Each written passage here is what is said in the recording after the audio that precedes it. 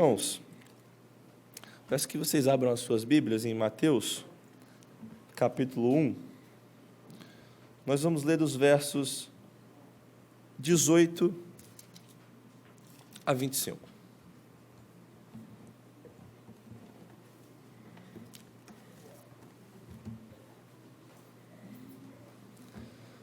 Mateus, capítulo 1, versos 18 a 25. Eu não sei se você sabe, mas nós estamos no tempo do Advento. E o Advento é o tempo em que a igreja, em que o povo de Deus se prepara. É a preparação para o Natal, para a comemoração do nascimento de Cristo e também para a lembrança, com grande expectativa, de que o Senhor voltará. Nós usamos o Advento, a igreja tem usado o Advento durante bastante tempo, como um tempo de intencionalidade, para a memória e para aquecer o coração. Minha intenção é que a pregação de hoje nos ajude nisso, nos ajude em preparação para o Natal daqui a 7 dias. O título da mensagem de hoje é: Nasceu um menino rei, Cristo é nosso. Mateus 1, 18 a 25, diz assim a palavra do Senhor. O nascimento de Jesus Cristo foi assim. Maria, sua mãe, estava comprometida para casar com José. Mas antes de se unirem, ela se achou grávida pelo Espírito Santo. José, com quem Maria estava para casar, sendo um homem justo e não querendo envergonhá-la em público, resolveu deixá-la sem que ninguém soubesse. Enquanto ele refletia sobre isso, eis que lhe apareceu em sonho um anjo do Senhor, dizendo: José, filho de Davi, não tenha medo de receber Maria como esposa, porque o que nela foi gerado é do Espírito Santo.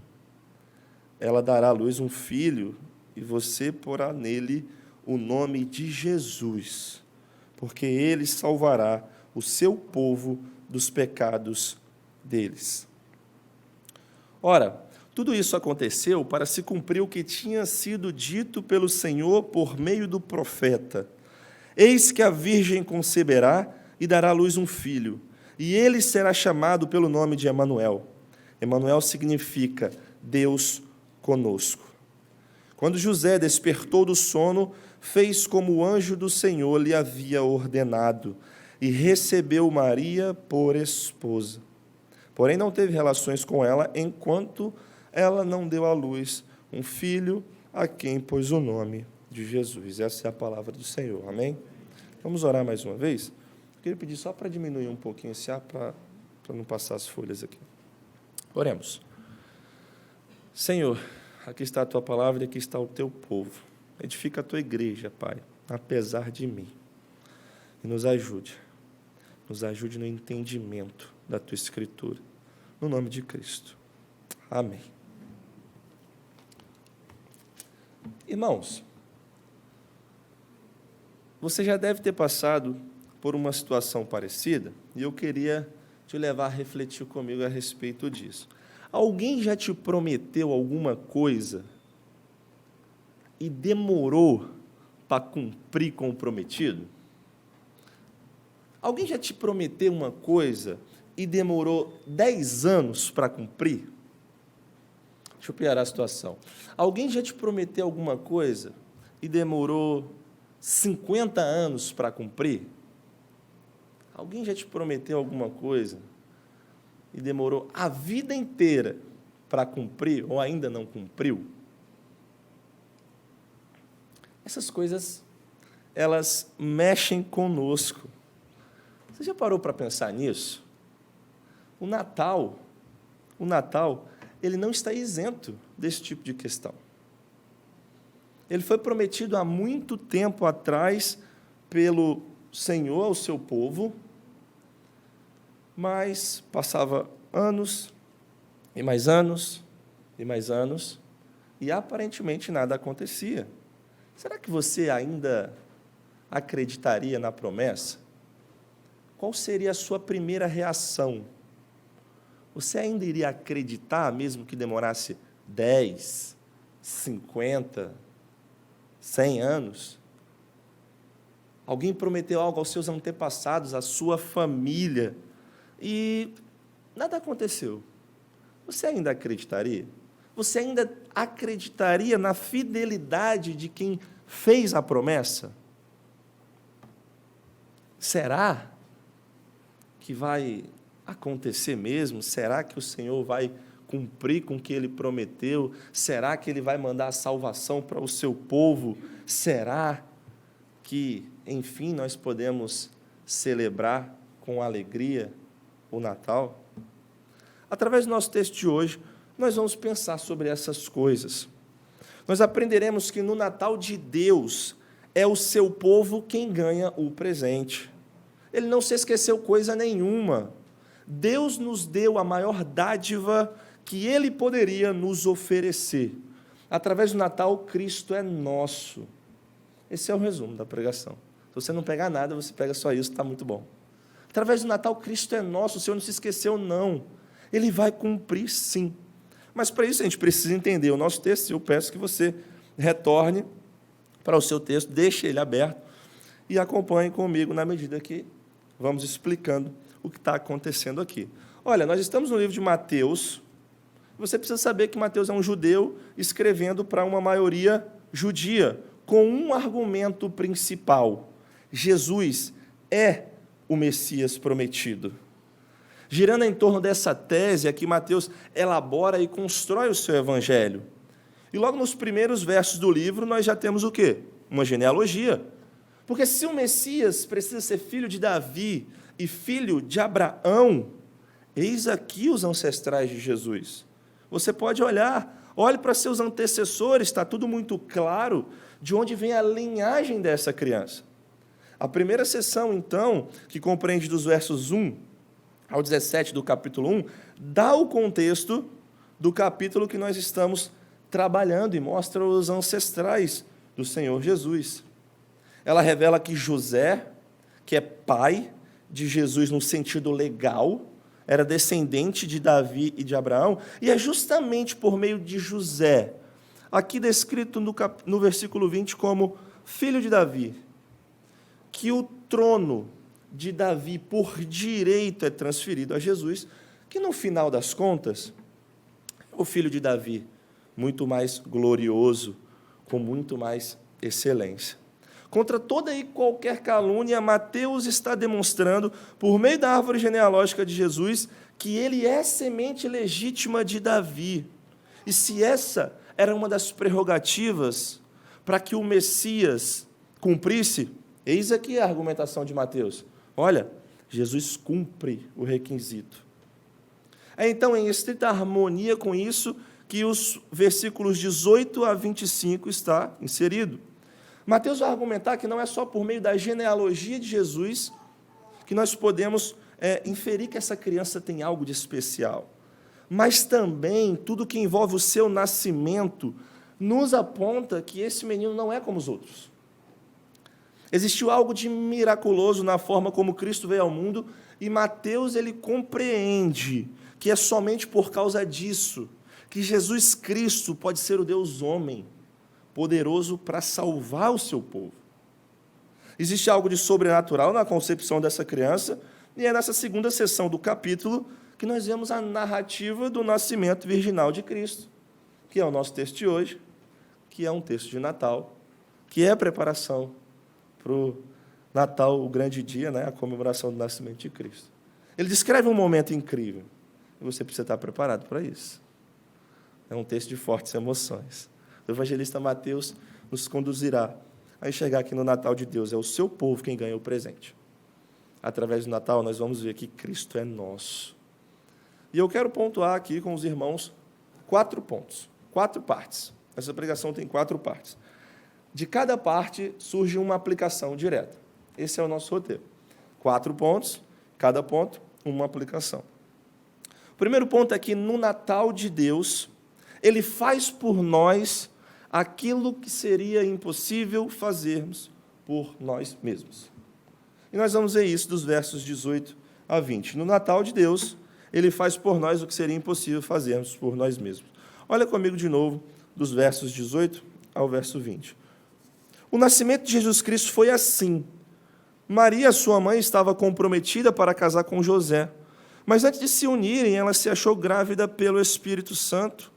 José, com quem Maria estava para casar, sendo um homem justo e não querendo envergonhá-la em público, resolveu deixá-la sem que ninguém soubesse. Enquanto ele refletia sobre isso, eis que lhe apareceu em sonho um anjo do Senhor, dizendo: José, filho de Davi, não tenha medo de receber Maria como esposa, porque o que nela foi gerado é do Espírito Santo. Apesar de ser uma narrativa bem resumida do nascimento de Cristo, nós temos preciosidades aqui no relato de Mateus, e narrando os fatos da perspectiva de José, ele nos mostra uma crise aqui. Olha, Maria e José estavam noivos e ela se acha grávida. Esse fato ocorreu depois do noivado e antes do casamento. Ela estava desposada com José, e talvez por conta da nossa cultura você não perceba o problema que está inserido aqui. O noivado naquela época tratava-se de uma promessa inviolável. Normalmente ele durava 1 ano, noivo e noiva estavam comprometidos a se casarem, e isso era logo 1 ano antes do casamento, mas eles não haviam ainda consumado o casamento de fato. Estava naquela expectativa, mas já era uma promessa inviolável. Qualquer envolvimento sexual com outra pessoa implicava em adultério. Qualquer envolvimento sexual com o próprio noivo, antes de consumar o casamento, também implicava em algo muito sério. O noivado, na nossa cultura, mesmo que seja um compromisso entre o noivo e a noiva que querem realmente se casar, quantos casos a gente já viu de noivados que se desfazem? E a vida segue. Não tem problema, acontece, as pessoas não são tão compatíveis. Seguiu. Mas ali não. Noivado e casamento eram eventos tão próximos e importantes que, se você quisesse desfazer o noivado, você precisaria pedir um divórcio. E descobrir a gravidez de uma moça noiva continha implicações seríssimas. No contexto da lei do Antigo Testamento, a pena pelo adultério era a morte por apedrejamento, e ela se aplicava também à infidelidade no período de noivado. Alguns comentaristas entendem que, na época do Novo Testamento, com várias mudanças na cultura, a pena capital provavelmente não seria aplicada a essa transgressão, mas seria exigido que José se divorciasse de Maria legalmente e a expusesse à vergonha. Mesmo assim, a vida de Maria estaria arruinada. No entanto, o texto qualifica a história, o texto mostra que essa tensão tem um ponto específico quando diz que Maria se achou grávida pelo Espírito Santo. Não era uma gravidez comum. Maria não era culpada, mas, no entanto, José não sabia disso. José não sabia que o filho que ela estava esperando era do Espírito Santo. E ele decide tomar as medidas cabíveis. É descrito que José é um homem justo, então ele vai sim observar a lei de Deus, ele vai sim pedir o divórcio, mas ele faz de um jeito que não exponha Maria à vergonha pública. José era justo, ele era compassivo, ele não quer que a ira do tribunal caia sobre a sua noiva, e ele decide, então, deixar Maria secretamente. Mas imagina a tristeza no coração de José. Ele estava prestes a se casar com uma moça na qual ele já mantinha uma afeição em seu coração, e em um certo momento acontece um problema e ele tem que divorciar-se dela. E para que não haja um problema maior para Maria, ele vai deixá-la secretamente. No entanto, o texto ele prossegue, e mal chegara essa decisão na cabeça de José, um anjo do Senhor lhe aparece em sonho. Esse anjo vem para acalmar, esse anjo ele vem para trazer conforto, ele vem para trazer alegria, e ele lhe revela uma verdade espetacular. O verso 20 diz que o anjo vira para José e diz assim: José, filho de Davi, não tema, não tenha medo de receber Maria como esposa, porque o que nela foi gerado é do Espírito Santo. Note, José, filho de Davi. O Novo Testamento ele dá tanta importância ao fato de Jesus ser filho de Davi, que quando você vê aqui o anjo concedendo esse título, filho de Davi, a José, parece até meio espantoso, mas é isso mesmo. O anjo fortalece e diz assim: não temas, José, filho de Davi. É preciso destacar que isso é importante para a linhagem de Jesus. Percebe? Os versículos anteriores é uma genealogia. O Messias precisa ser da linhagem de Davi, da linhagem de Abraão. E para que Cristo fosse filho de Davi na ordem judaica, o seu pai também devia ser legalmente filho de Davi. E é por isso que o anjo começa falando com José dessa forma, trazendo esse título. José no cumprimento da promessa, José no cumprimento da profecia messiânica, considerado herdeiro legal de Davi, e como quem transmite essa honra a Jesus, não é passado por alto, nem aqui, nem na genealogia, ao mesmo tempo que ele é alertado sobre o papel relevante que ele tem a desempenhar nessa história. José, filho de Davi, não temas receber Maria como esposa. A razão? Uma verdade tão assombrosa que faz qualquer Papai Noel ficar de olho arregalado. O que nela foi gerado é do Espírito Santo. Na perspectiva bíblica, a gênese da vida se deu, em primeiro lugar, pelo poder do Espírito de Deus. Você lembra lá de Gênesis, capítulo 1? E a notícia que José está recebendo aqui é que o mesmo poder pelo qual o universo foi feito, o mesmo poder que havia criado vida em meio à escuridão, era o poder que envolveu o ventre de Maria e gerou um filho. E isso é assombroso, mas também é glorioso. Essa é uma ideia que nunca devia ter passado na cabeça de José. Como assim? E ele recebe, mas ele recebe por revelação sobrenatural. Um anjo do Senhor está falando com ele. Um anjo do Senhor está revelando a José o mistério da encarnação. José, Maria está esperando um filho. Foi gerado pelo Espírito de Deus. Isso é assombroso. Essa é a notícia que José está recebendo ali. Para que fique bem claro para todos nós, o que se extrai destes versos aqui, desses primeiros versos, constituem-se partes fundamentais da fé cristã. A concepção e nascimento virginal foram obras do Espírito de Deus. Isso é algo miraculoso, é um poder assombroso, algo totalmente sobrenatural. Foi milagroso, algo que só o próprio Deus pode fazer. E por tudo que é dito nesse primeiro capítulo, Mateus nos leva a entender que Jesus ele é filho fisicamente de Maria, porque Jesus nasce de Maria, e legalmente de José, porque ele herda a linhagem de seu pai, terreno, digamos assim. Mas ele, Jesus, em um grau muito mais profundo, é filho de Deus, porque foi gerado pelo Espírito de Deus. E então Mateus concorda com a declaração de Lucas 1,35, que diz: o Espírito Santo virá sobre você, Maria, e o poder do Altíssimo a envolverá com a sua sombra. Por isso também o ente santo que há de nascer será chamado Filho de Deus. É Deus que está se encarnando. É Deus quem vai nascer. Por que falar disso é importante? Por que esses detalhes merecem a nossa atenção? Porque envolvida na verdade do nascimento virginal de Cristo está a garantia de salvação para o povo de Deus.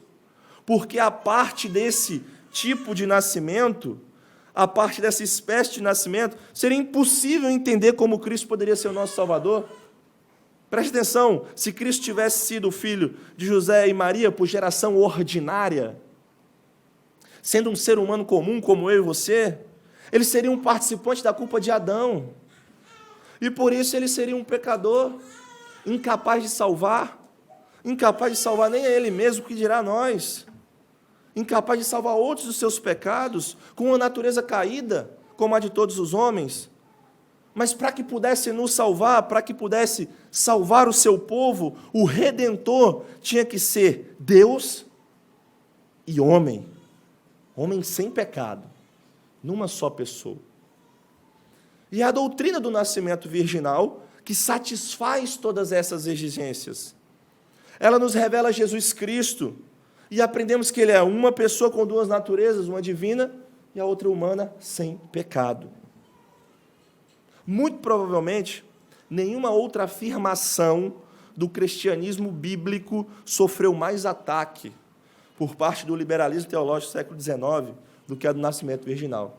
Esse fato ganhou até mais atenção do que a própria ressurreição. Uma vez que o relato é claramente sobrenatural, ele se tornou um obstáculo para aqueles que tentam reduzir a essência da fé cristã àquilo que pode ser alcançado pela humanidade natural.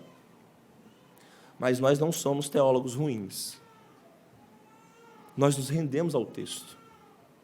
Nós recebemos a verdade gloriosa que a palavra de Deus proclama.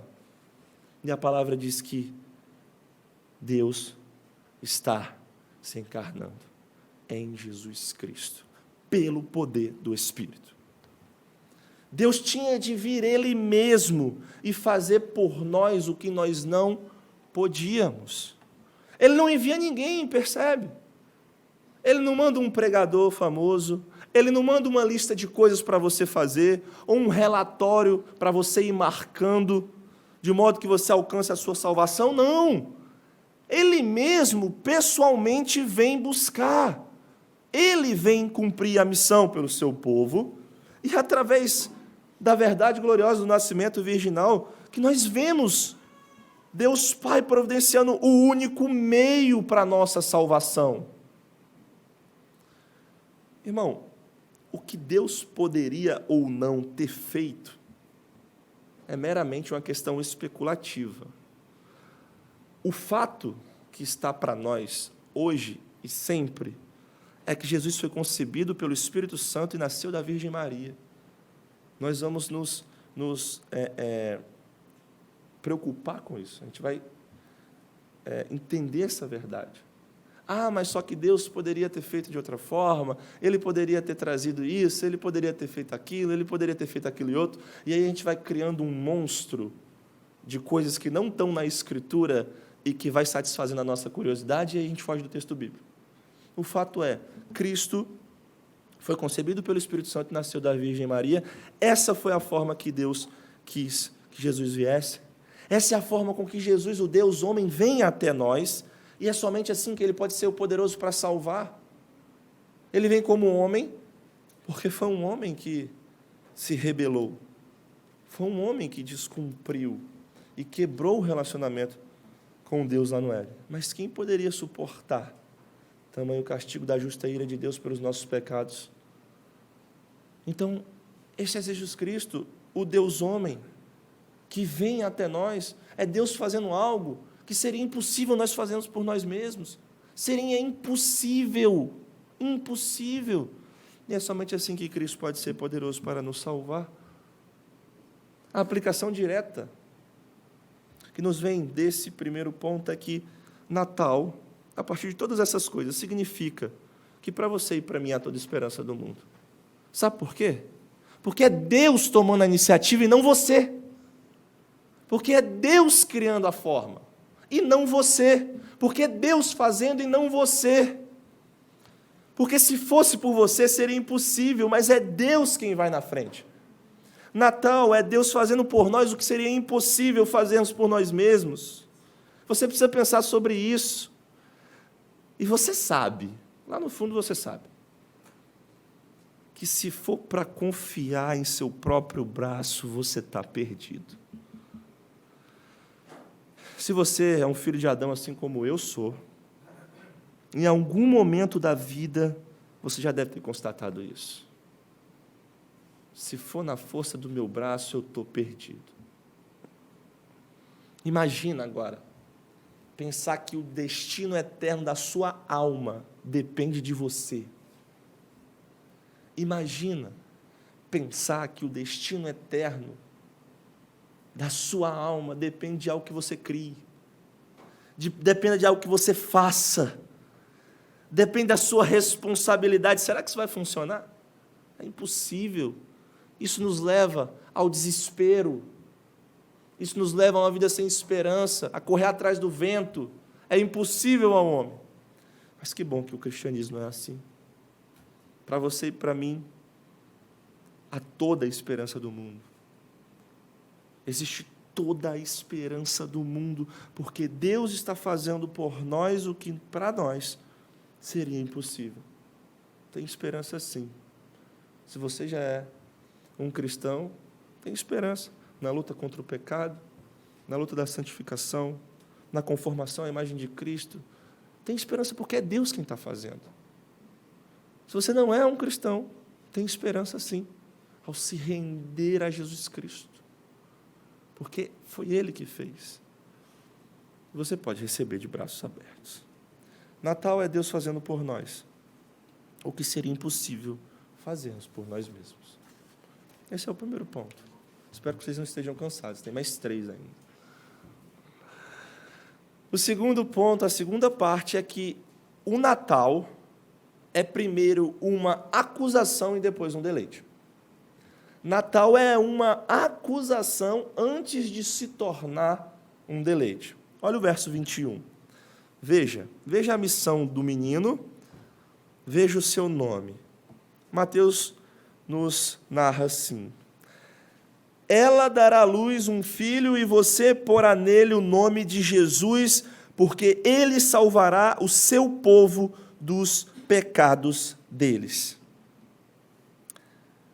Você porá nele o nome de Jesus, porque ele salvará o seu povo dos pecados deles. Olha, para os judeus, era um privilégio colocar o nome dos seus filhos. Os pais e as mães se reuniam e falavam: como que a gente vai chamar essa criança? Sempre tinha relação com o contexto em que a criança veio ao mundo, o contexto que estava acontecendo ali na sua época, na nação, mas eram os pais que tinham esse privilégio. Era o pai ou a mãe que escolhia o nome das suas crianças. Entretanto, quando uma criança nascia, para propósitos históricos e redentores específicos, Deus tirava o privilégio dos pais e nomeava a criança. Ele estava indicando que a criança pertencia a ele. Foi exatamente o que aconteceu aqui. O nome dessa criança precisa ser Jesus, porque ela nasce com uma missão específica, uma missão de salvar o seu povo. Jesus é a forma grega do nome Josué, que no hebraico é Yeshua. Yahvé salva. Yahvé é a salvação, é isso que significa. E já nos mostra que Jesus carrega em seu nome a identidade daquele que traz a prometida salvação para o povo de Yahvé. A ideia geral que a Bíblia traz de salvação nos leva a entender uma espécie de resgate de uma catástrofe, de uma grande destruição. Essa é a ideia, esse é o sentido. O sentido mais elevado e último de salvação é o resgate da pior catástrofe de todas. E a pior calamidade que poderia sobrevir aos seres humanos é a ira e juízo de Deus em decorrência do pecado. Quando o texto diz que o nome da criança é Jesus, porque ele salvará seu povo dos pecados deles, está dizendo: esse menino vai salvar o povo dessa catástrofe. Perceba, havia muita expectativa por parte dos judeus em um Messias que redimiria Israel da tirania romana e até mesmo purificaria o povo, quer por decreto, quer por lei. Esse Messias, no imaginário deles, seria um grande líder militar, conhecedor da lei, conhecedor dos costumes, um líder forte, um líder poderoso, um líder glorioso. Mas não havia expectativa em um Messias davídico que daria a sua própria vida em resgate do seu povo. Não havia nenhuma expectativa em um Messias que viesse em fraqueza, recebido em um estábulo, deitado numa manjedoura, vivendo a vida de um camponês comum. Porém, é contra todas as expectativas da época que vem o menino rei. E Mateus faz questão de destacar o propósito fundamental da vida de Jesus e a natureza essencial do reinado que ele inaugura como herdeiro do trono de Davi. Ele veio para nos libertar daquilo que mais nos escraviza. Ele veio para limpar o seu povo da causa fundamental de todas as outras calamidades que nos envolvem. Ele veio para rasgar o poder do pecado e da morte e conceder vida. Este é Jesus, um rei que contraria expectativas, mas um rei que vem pelo seu povo. Ninguém estava esperando um rei assim, mas esse é o rei que a gente precisa. Esse é o rei que o seu povo precisa. É justamente nesse sentido que nós podemos constatar que o Natal é antes uma acusação, depois de se tornar um deleite. Por quê? Porque uma acusação pesada é uma sentença forte contra você. É uma sentença pesada contra você, querido ouvinte. Você é pecador, você é um rebelde, você quebrou o relacionamento com o Senhor, você foge da presença de Deus, você tem vestes manchadas, enquanto fica buscando a todo momento se limpar e não consegue. Você é pecador. O Senhor precisa vir para limpar você do que você não consegue limpar por conta própria. Isso é uma acusação pesada. Eis essa terrível acusação do Natal. Pecador. Você precisa de um Salvador, você precisa de salvação. No entanto, aquilo que nos acusa também pode se tornar em esperança quando nós olhamos para o lugar certo. Sim, nós não conseguimos nos livrar dos nossos pecados sozinhos, mas Deus providenciou a salvação. E o fato é simples: se você não precisa de um Salvador, você não precisa do Natal.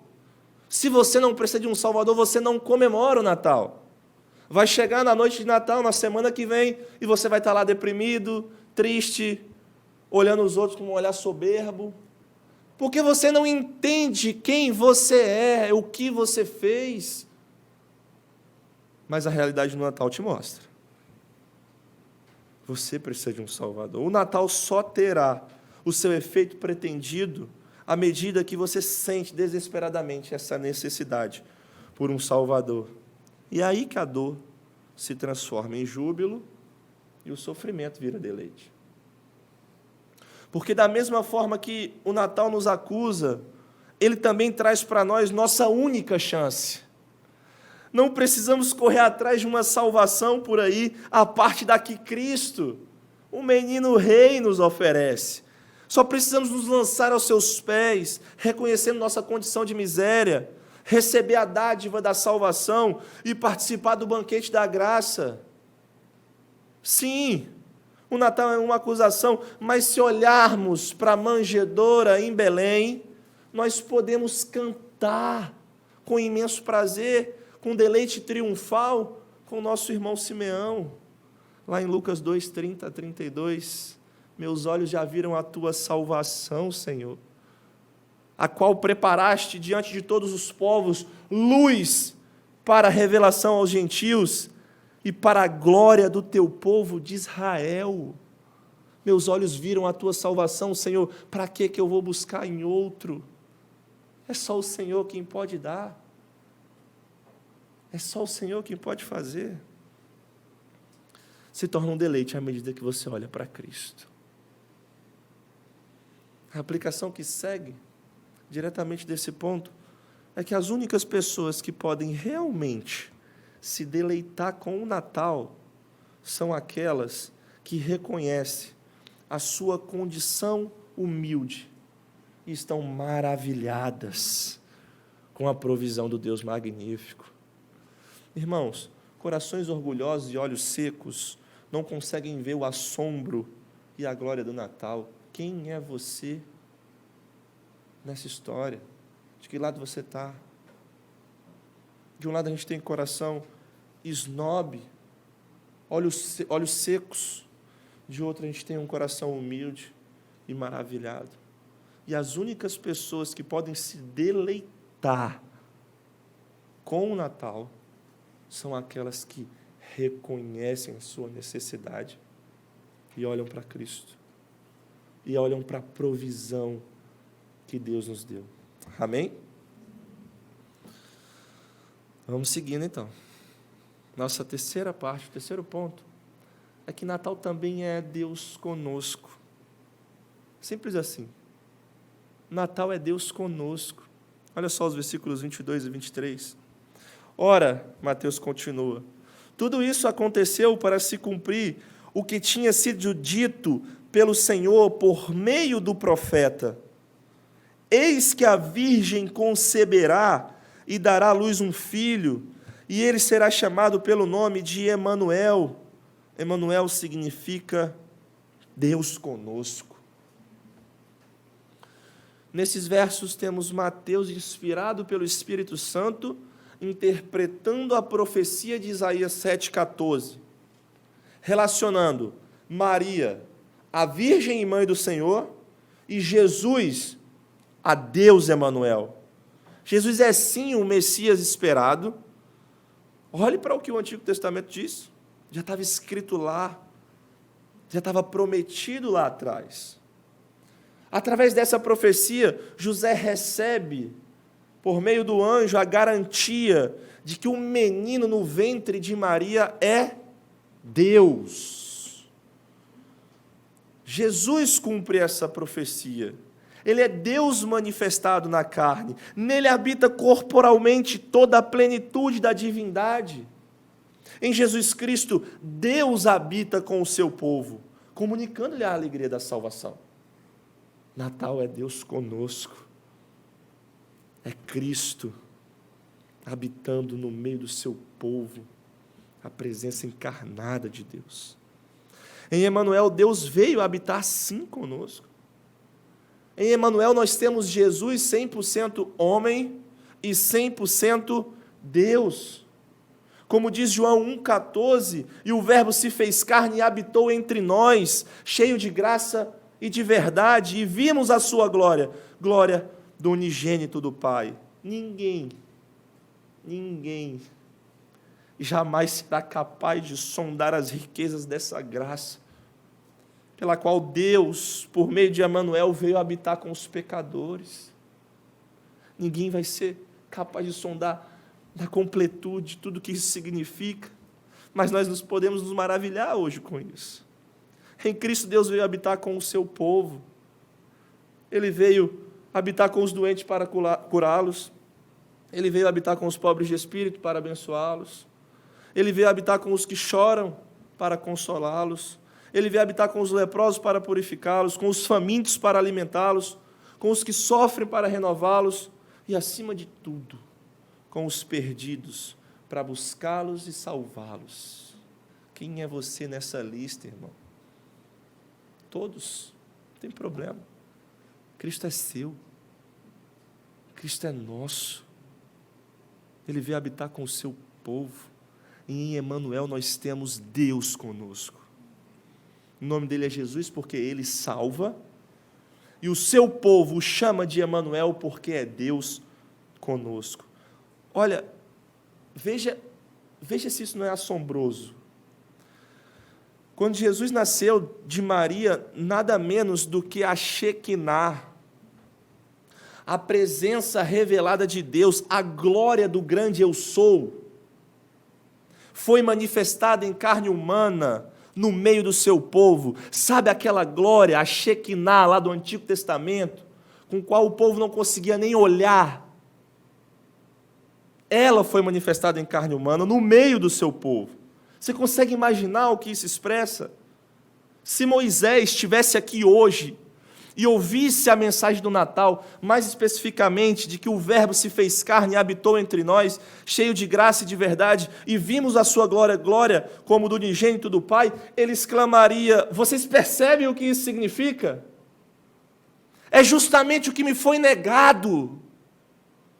Um dia eu me coloquei diante do Senhor e pedi: mostre-me a sua glória, e eu não pude ver em sua completude, porque eu seria fulminado. Mas olha o que está diante de vocês. Significa que por meio de Jesus vocês podem encontrar a Deus. Significa que por meio de Jesus vocês podem se relacionar com Deus. A glória que eu tanto queria ver, eu não pude ver.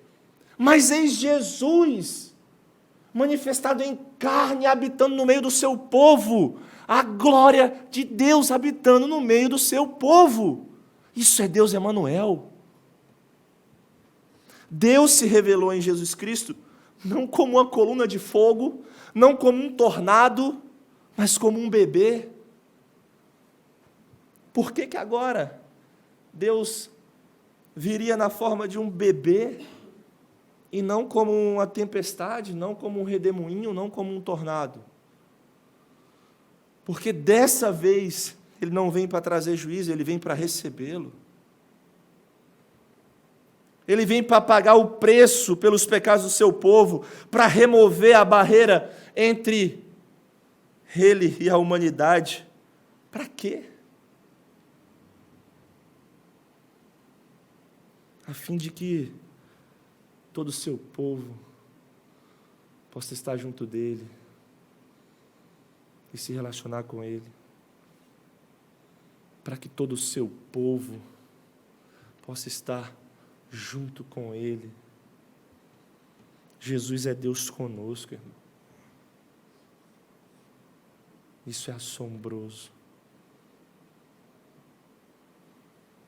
A encarnação do Filho de Deus significou o máximo de amor por homens detestáveis.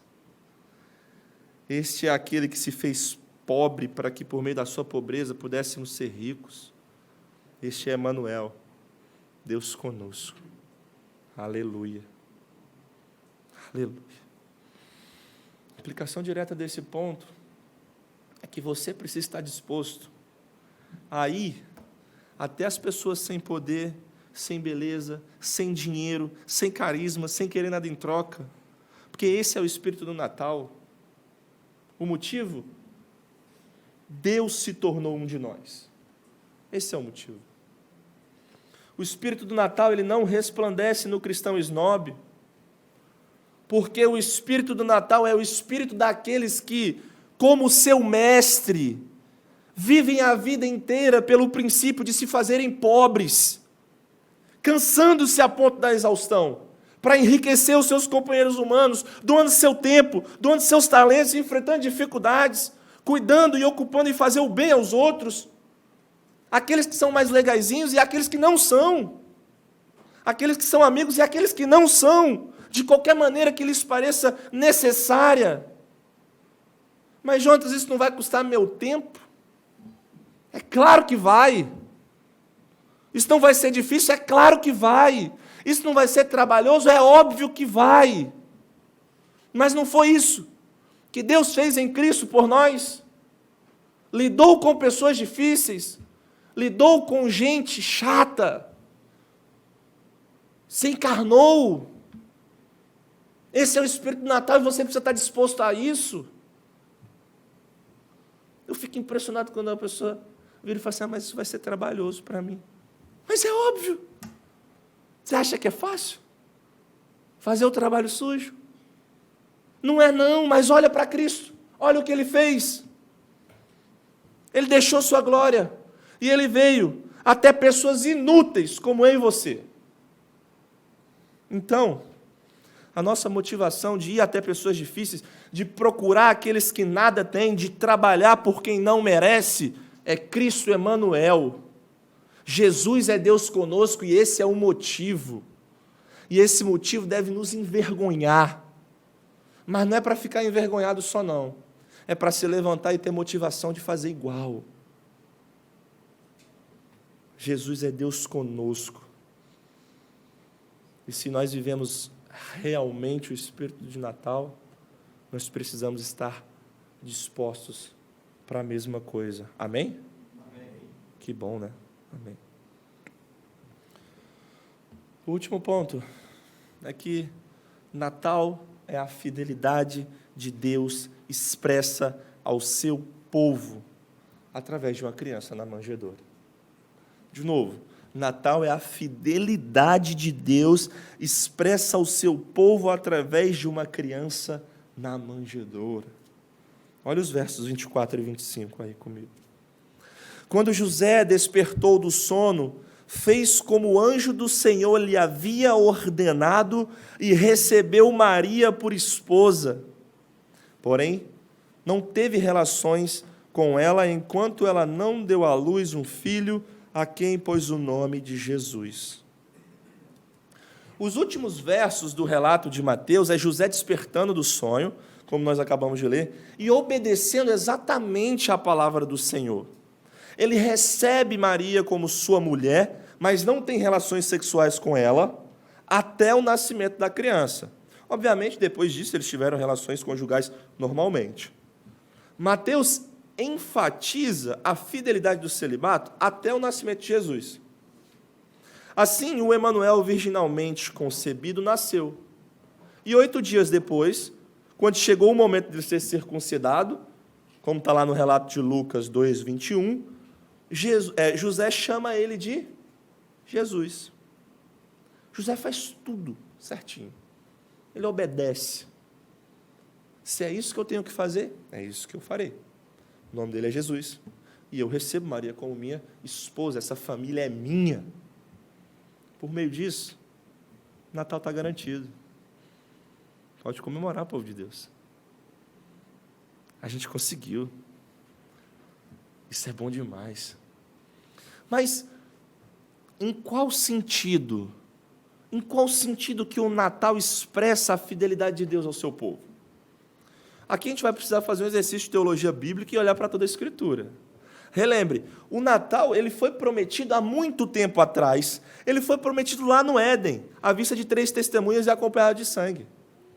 No proto-evangelho, em Gênesis 3,15, nós vemos a sentença de Deus, a serpente, que diz o seguinte: porém inimizade entre você, serpente, e a mulher, entre a sua descendência e o descendente dela. Este lhe ferirá a cabeça, e você lhe ferirá o calcanhar. O Natal já estava prometido há muito tempo. É claro que eles não tinham a compreensão que nós temos com toda a revelação bíblica. Mas já estava prometido aqui, a gente já tem vislumbres. Nós vemos aqui que Deus impôs uma contínua oposição entre a semente da mulher e a semente da serpente. Existe uma inimizade eterna entre aqueles que são povo da serpente e aqueles que são descendentes da mulher. Uma guerra contínua passa a ser travada desde então e vem se desenvolvendo no decorrer dos anos. Por quê? Porque a promessa do Senhor, no final das contas, é que Ele vai livrar o homem das garras de Satanás através do descendente da mulher, através de alguém que nascerá da mulher. Esse é o sentido. De modo muito mais profundo, Deus proverá um que salvará o seu povo dos seus pecados. Nós entendemos que esse herói de calcanhar ferido é Jesus, de modo muito mais glorioso e supremo, e que ele salva o seu povo esmagando a cabeça da serpente Satanás. A lógica é simples, irmão. Sem Natal, sem triunfo no Calvário. Mas se temos o Natal, também temos triunfo no Monte da Caveira. Mas não foi tranquilo para chegar até aqui, foi? Lembra que eu disse que é uma inimizade que está sendo travada através de anos e anos? E a serpente não vai deixar barato assim. As coisas não vão ser fáceis para chegar até o nascimento de Cristo em Mateus 1. Por quê? Porque existe uma oposição sendo travada. A semente de Satanás tenta impedir o Natal ao longo de eras. E a cada nova oposição, a cada nova dificuldade, a cada novo problema, tristeza ou sofrimento, o povo de Deus podia pensar assim: será que o Senhor se esqueceu? Será que Ele vai mandar mesmo a salvação para o seu povo? Será que Ele cumprirá a sua promessa? Será que nós podemos celebrar, enfim, o Natal? Cadê esse tal do descendente que não chega nunca? Dentro da história da redenção, nós vemos que o primeiro filhote de serpente tentar impedir o Natal foi Caim. O Novo Testamento diz que Caim era do maligno, enquanto Abel era o justo. E o que Caim faz? Ah, tá. Beleza, vamos lá então. Mata Abel. Mas Deus não deixa por isso mesmo. O Senhor concede a Adão e Eva outro descendente em lugar de Abel, que é Sete. E a partir de Sete, a linhagem vai continuar. Mas dificuldade em cima de dificuldade no livro de Gênesis, e a gente vai ver o Senhor lá, provendo, milagrosamente, preservando o seu povo, preservando a descendência prometida. Em um certo momento da história, lá no final de Gênesis, nós vemos José, em algo que para nós parece ser confuso, parece ser bem ruim, né? Mas José está sendo levado para o Egito para a preservação da sua família, do seu povo. E a gente vai ver o Senhor atuando. E isso tudo está no plano do Senhor. O Natal está garantido, calma. Esse descendente vai chegar. Mas lá no Egito vai ser tranquilo? Foi tudo bem lá no Egito? Não! Você levanta um faraó, um filhote de serpente também, e diz: olha, mata todos os meninos recém-nascidos. Aí agora já era, né? O Senhor levanta duas parteiras simples e através delas os meninos sobrevivem. O Senhor vai preservando, o Senhor vai provendo ao seu povo ali. Mas aí depois levanta outro faraó, outro rei no Egito, e o que ele faz? Escraviza o povo. Daqui vocês não saem. Daqui vocês não saem, vocês são minha propriedade.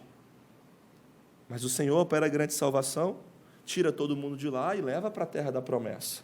Acabou as dificuldades? Não. A terra está cheia de reis pagãos. A terra está repleta de povos que tentam aniquilar o povo de Deus. Filisteus, cananeus, heteus, amalequitas, amorreus, ferezeus também quiseram pôr um fim em Israel, mas bateram de frente com o Senhor dos exércitos. Natal está garantido, calma. Acabou as dificuldades? Não. Nosso coração chega, treme quando a gente vê Golias descendo o vale de Elá, não é? A Bíblia diz que ele vem vestido de uma couraça de escamas, vestido como seu pai, aquele filhote de jararaca. E ele vem desafiar o pequeno Davi. E o que acontece? O pai do nosso Senhor Jesus Cristo, o Davi, o rei de Israel, ainda novo, ainda pequenino, vai lutar com o gigante. E ele esmaga a cabeça daquela serpente também. A gente achou que o Natal prometido estava acabando ali, mas não. Sob o poder do Senhor, Golias, que está vestido como uma serpente, tem a sua cabeça esmagada. Calma. A linhagem vai continuar. O Senhor vai prover, o Senhor vai preservar. Na história de Esté, foi a vez do maldoso Amã. Ele diz: não, eu não quero só um de vocês, eu quero o povo todo. Coitado. Engasgou com o próprio veneno e foi enforcado, e o povo de Deus vence mais uma vez.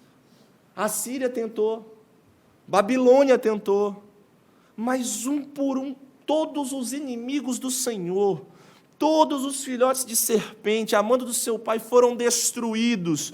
Todos que se colocavam no caminho do Natal foram despedaçados e derrotados pelo Senhor dos exércitos.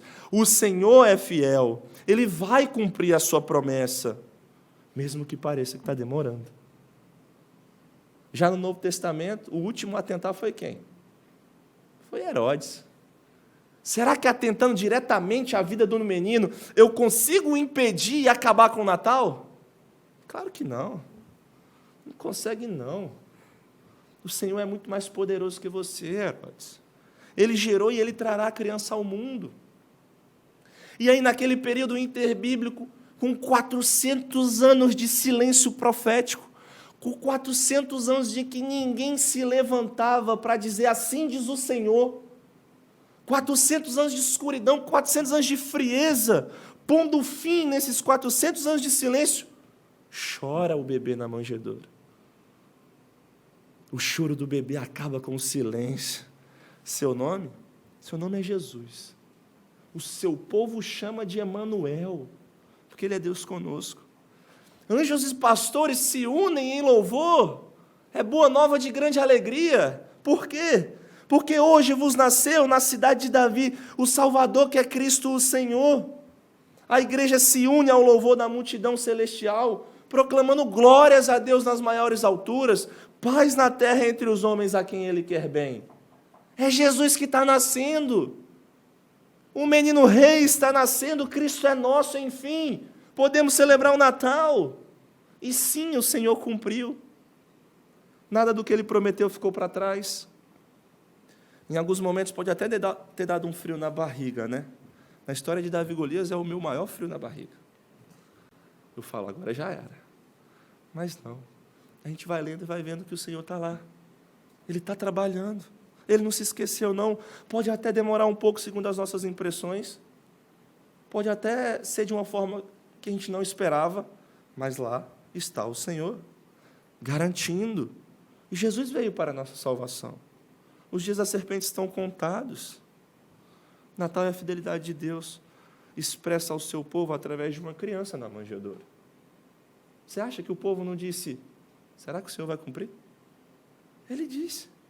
Eles deviam dizer, será? Está demorando tanto. Mas na plenitude dos tempos vem Jesus, expressão da fidelidade de Deus, expressando que Deus vai cumprir sim, e vai fazer por eles, muito mais do que eles imaginam. A aplicação que segue direto desse ponto, e a última de hoje, é que a fidelidade de Deus expressa no Natal é a mesma fidelidade com que o Senhor age com você. Você pode confiar mesmo. Você pode se alegrar de verdade. O mesmo Deus que trouxe o Natal é o Deus que age no meio do seu povo hoje.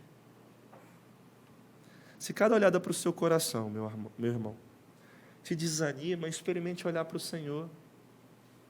Experimente olhar para a fidelidade do Senhor e fique maravilhado. E seja encorajado por isso. Porque mesmo nós sendo infiéis, Ele permanece fiel, porque Ele não pode negar a si mesmo. É na força deste Deus, é contemplando tão extraordinária visão, que você vai passar não só esse Natal, mas também a sua vida inteira. Às vezes a gente tem dificuldade de pegar o que está escrito aqui e aplicar às nossas vidas.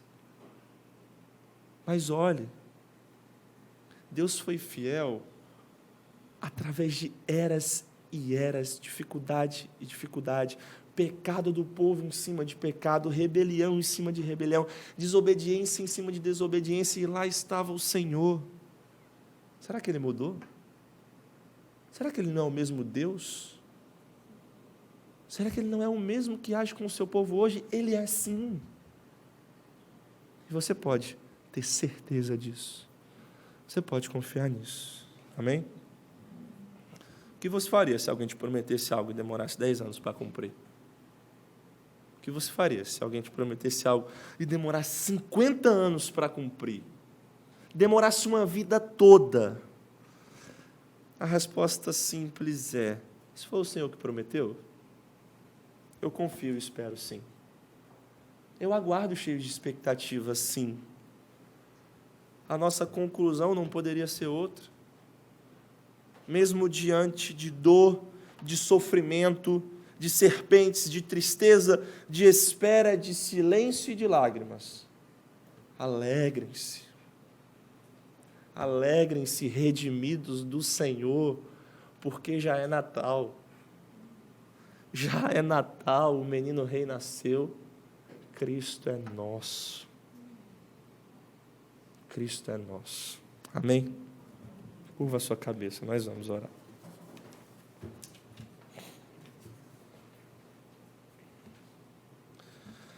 Senhor, obrigado pela dádiva do Natal. Obrigado porque Jesus Cristo nasceu e veio habitar com o seu povo. Obrigado porque o Senhor fez por nós o que seria impossível de fazermos por nós mesmos. Obrigado porque mesmo que no Natal nós temos uma acusação muito séria, nós também temos um deleite. Obrigado por Deus Emanuel, que é Deus conosco. E obrigado pela tua fidelidade expressa na manjedoura de Belém. Obrigado, Senhor. Obrigado que, mesmo diante de todos os ataques da serpente, nós temos o Senhor, que luta por nós, que nos sustenta, que nos mantém, que nos faz permanecer. Obrigado porque nós podemos celebrar o Natal. Nos dá a alegria, nos dá a graça de reconhecermos com gratidão esse imenso presente e de celebrar, cheio de júbilo, cheio de festa, porque Cristo é nosso. Edifica o teu povo, Pai. Edifica a tua igreja, no nome de Jesus. Amém.